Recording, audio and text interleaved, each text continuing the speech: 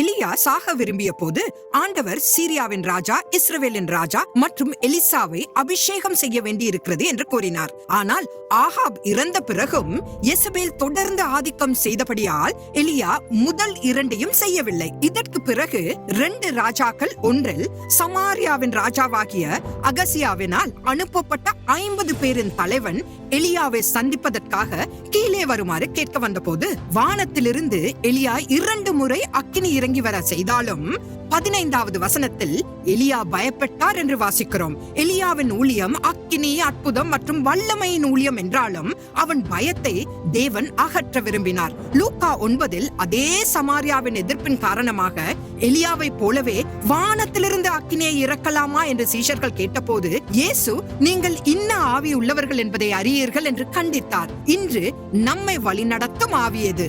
பயமா, விரக்தியா அல்லது விசுவாசமா?